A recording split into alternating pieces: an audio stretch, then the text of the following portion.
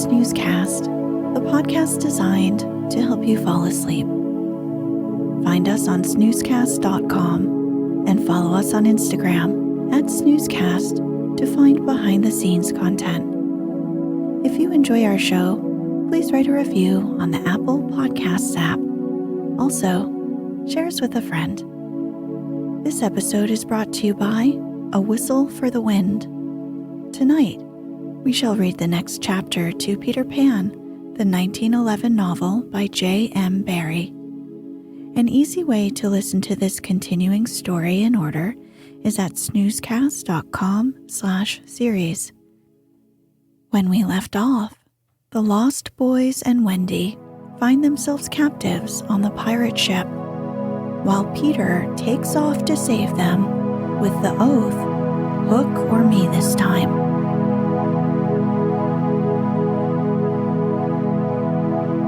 Let's get cozy. Close your eyes.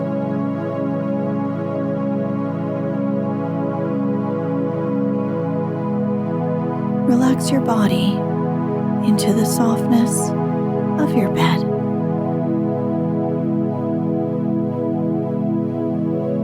Now, take a few deep breaths.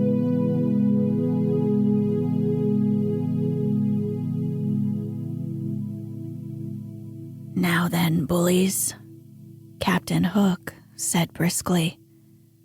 "6 of you walk the plank tonight, but I have room for 2 cabin boys. Which of you is it to be?" "Don't irritate him unnecessarily," had been Wendy's instructions in the hold, so Toodles stepped forward politely. But Toodles explained prudently, "You see, sir, I don't think my mother would like me to be a pirate. Would your mother like you to be a pirate, Slightly?" He winked at Slightly, who said mournfully, "I don't think so," as if he wished things had been otherwise. "Would your mother like you to be a pirate, twin?" "I don't think so," said the first twin, as clever as the others. "Nibs would—" "Stow this gab," roared Hook, and the spokesmen were dragged back. "You boy," he said, addressing John, "you look as if you had a little pluck in you. Didst never want to be a pirate, my hearty?" Now John had sometimes experienced this hankering at his mathematical preparatory tutoring lessons, and he was struck by Hook's picking him out. "I once thought of calling myself Red-Handed Jack," he said diffidently. "And a good name, too.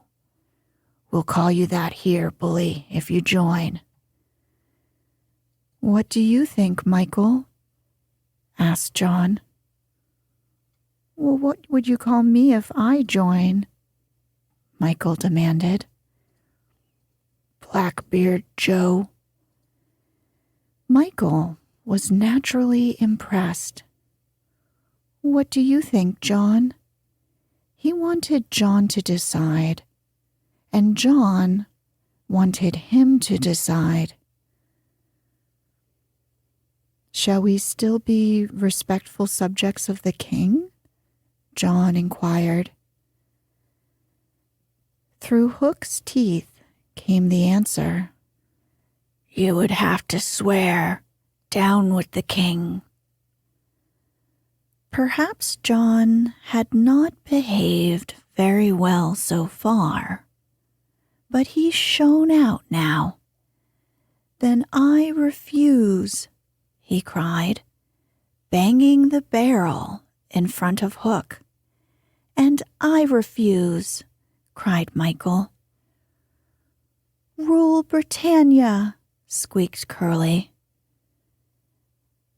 The infuriated pirates roared, and Hook roared out, "That seals your doom. bring up their mother. Get the plank ready." They were only boys, and they went white as they saw Jukes and Checo preparing the plank. But they tried to look brave when Wendy was brought up. No words of mine can tell you how Wendy despised those pirates. To the boys, there was at least some glamour in the pirate calling, but all that she saw was that the ship had not been tidied for years. There was not a porthole on the grimy glass of which you might not have written with your finger, "Wash me," and she had already written it on several. But as the boys gathered round her, she had no thought, of course, other than to save them. "So, my beauty," said Hook, as if he spoke in syrup, "you are to see your children walk the plank." Fine gentleman though he was, the intensity of his communings had soiled his ruff, and suddenly he knew that she was gazing at it. With a hasty gesture, he tried to hide it, but he was too late. "They are all to walk the plank?" asked Wendy, with a look of such contempt that he nearly fainted. "They are," he snarled. "Silence all," he called gloatingly, "for a mother's last words to her children." At this moment, Wendy was grand. "These are my last words, dear boys," she said firmly. "I feel that I have a message to you from your real mothers, and it is this. We hope our sons will die like English gentlemen." Even the pirates were awed, and Toodles cried out hysterically, "I am going to do what my mother hopes. What are you going to do, Nibs?" "What my mother hopes. What are you to do, Twin?" "What my mother hopes. John, what are—" But Hook had found his voice again. "Tie her up," he shouted. It was Smee who tied her to the mast. "See here, honey," he whispered. "I'll save you if you promise to be my mother." But not even for Smee would she make such a promise. "I would almost rather have no children at all," she said disdainfully. It is sad to know that not a boy was looking at her as Smee tied her to the mast. The eyes of all were on the plank, that last little walk they were about to take. Hook smiled on them with his teeth closed, but instead of hearing their cries, he heard something else instead. It was the terrible tick-tick of the crocodile. They all heard it. Pirates, boys, Wendy. And immediately every head was blown in one direction, not to the water whence the sound proceeded, but toward Hook. All knew that what was about to happen concerned him alone, and that from being actors, they were suddenly becoming spectators. Very sudden was it to see the change that overcame him. He fell in a little heap.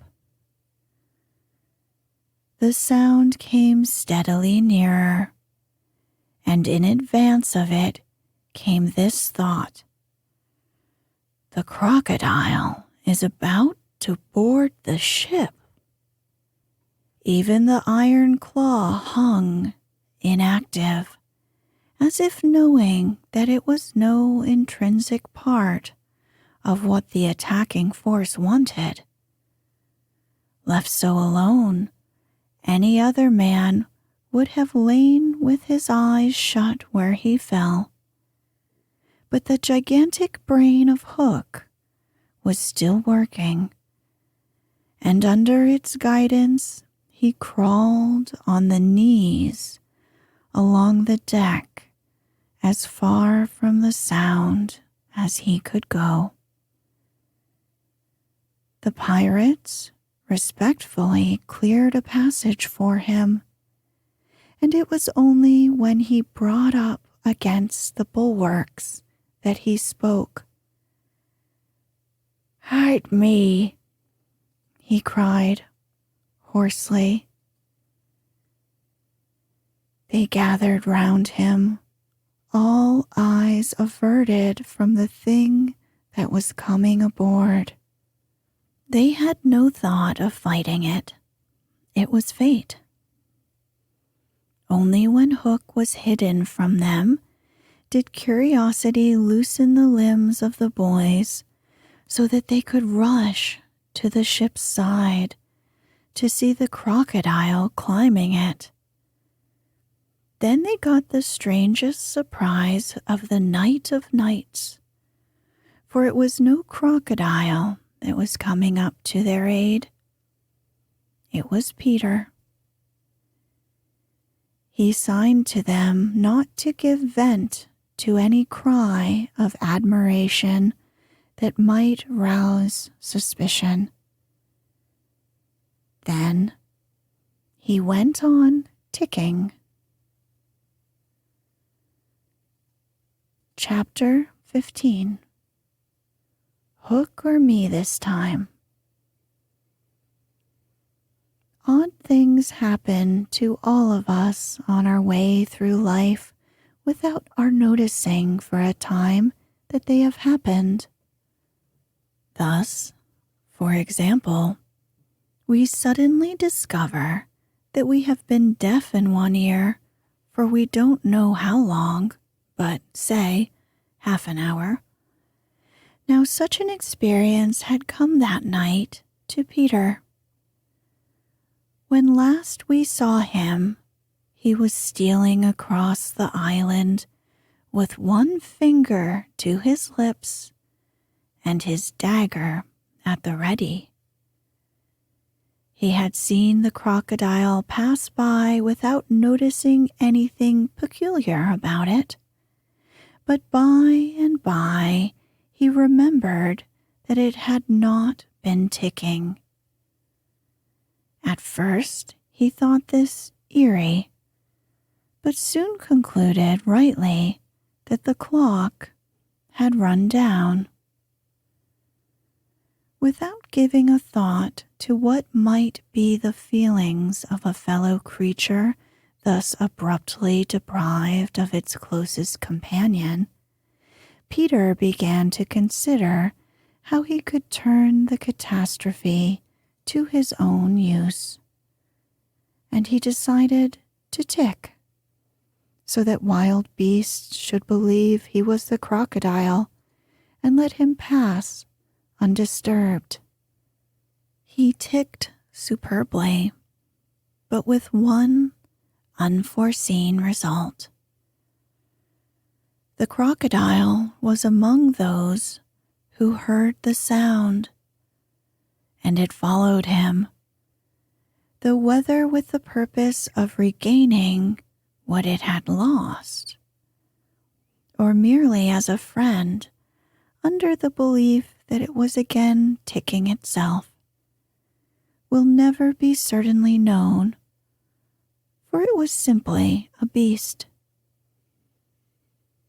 Peter reached the shore without mishap and went straight on, his legs encountering the water as if quite unaware that they had entered a new element. Thus many animals pass from land to water, but no other human of whom I know. As he swam, he had but one thought: Hook or me this time. He had ticked so long that he now went on ticking without knowing that he was doing it. Had he known, he would have stopped, for to board the brig by help of the tick, though an ingenious idea, had not occurred to him. On the contrary, he thought he had scaled her side as noiseless as a mouse, and he was amazed to see the pirates cowering from him, with Hook in their midst as abject as if he had heard the crocodile. The crocodile! No sooner did Peter remember it than he heard the ticking. At first, he thought the sound did come from the crocodile, and he looked behind him swiftly. Then he realized that he was doing it himself, and in a flash, he understood the situation. How clever of me, he thought at once, and signed to the boys not to burst into applause.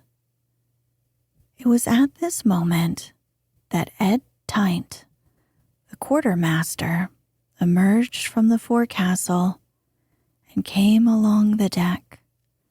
Now, reader, time what happened by your watch. Peter struck true and deep.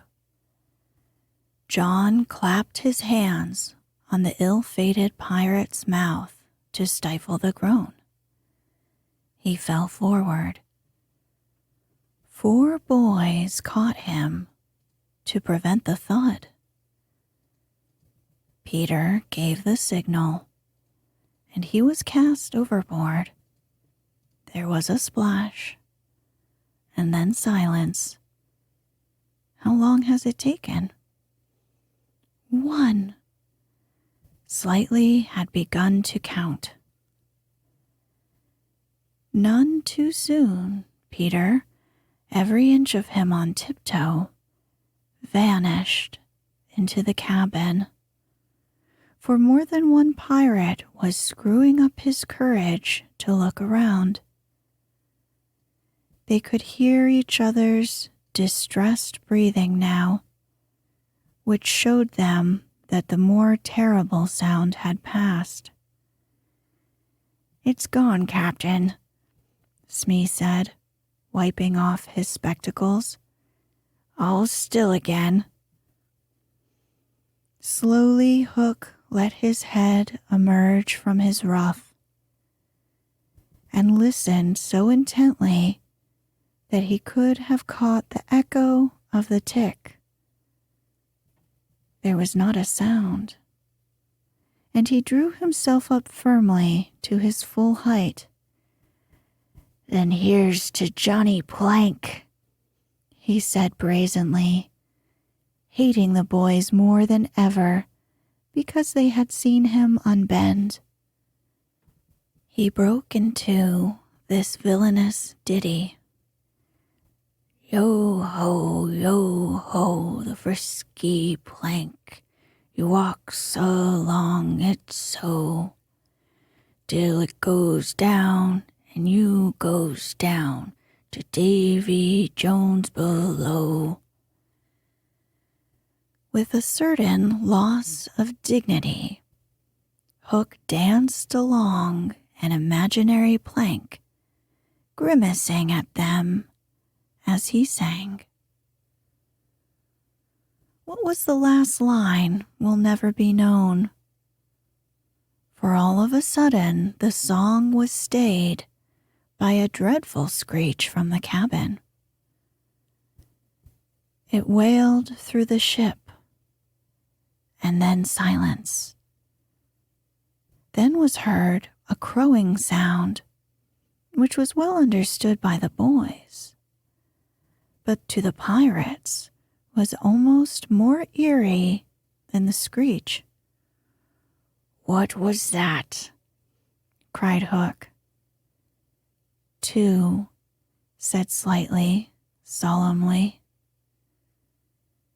Checo hesitated for a moment and then swung into the cabin. He tottered out, haggard. "What's the matter with Bill Jukes, you dog?" hissed Hook, towering over him. "The matter with him is he's dead," replied Checo in a hollow voice. "Bill Jukes dead?" cried the startled pirates.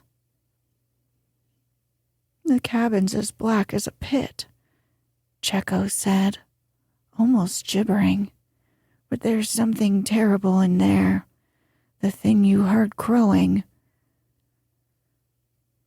The exultation of the boys, the lowering looks of the pirates, both were seen by Hook.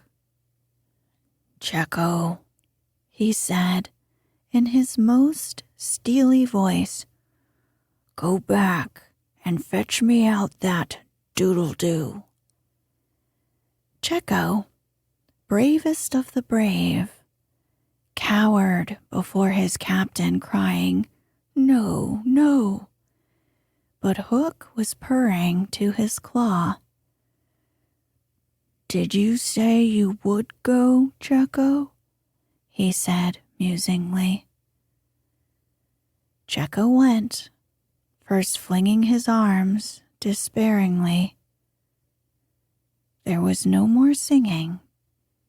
All listened now, and again came a screech, and again a crow. No one spoke except little Slightly. "3," he said. Hook rallied his dogs with a gesture. "Is death and Nod's fish," he thundered. "Who is to bring me that doodle-doo?"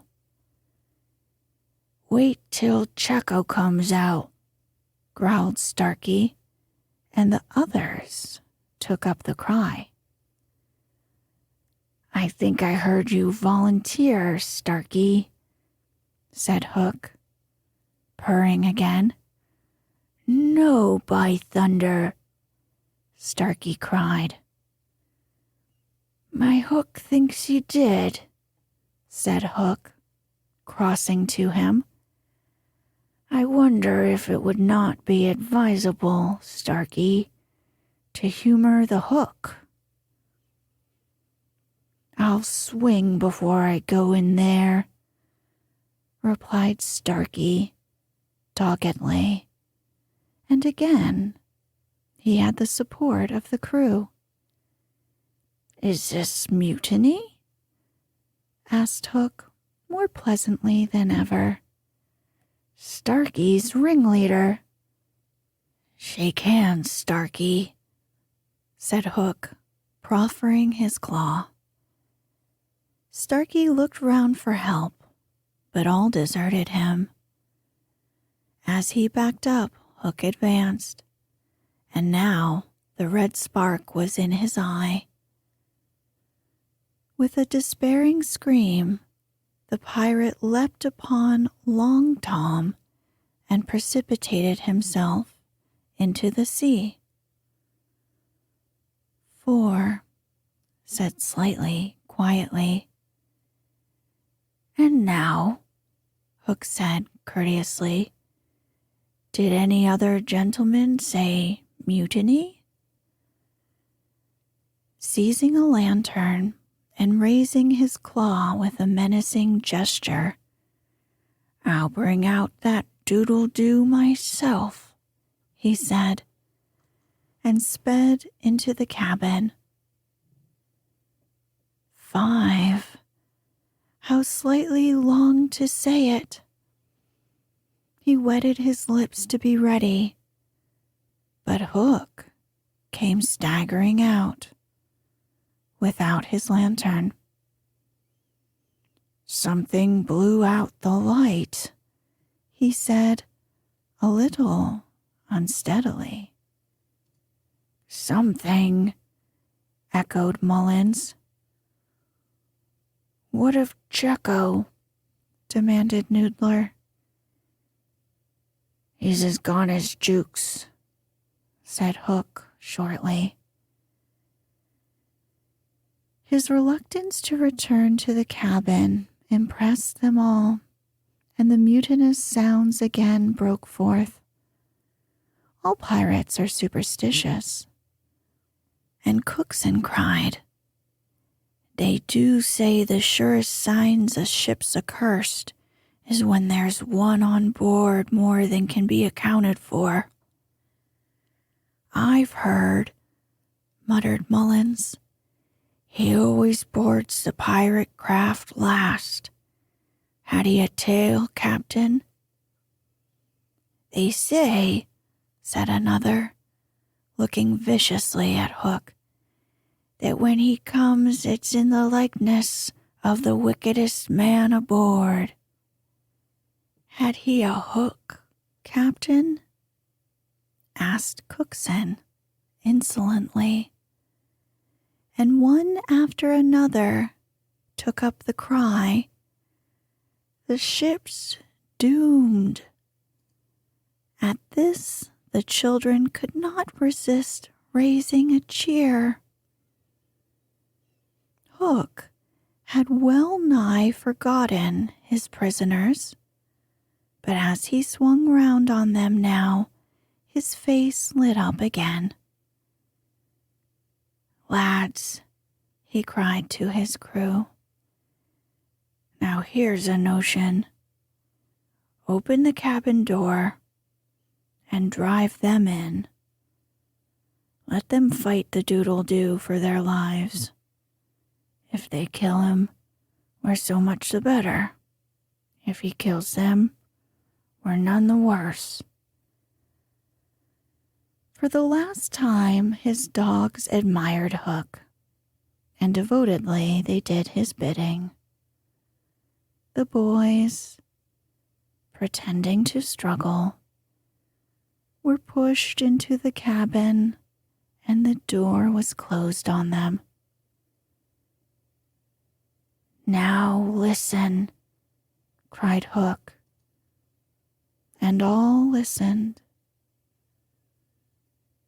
But not one dared to face the door.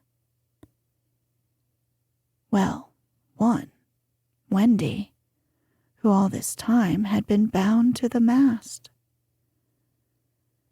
It was for neither a scream nor a crow that she was watching. It was for the reappearance of Peter. She had not long to wait.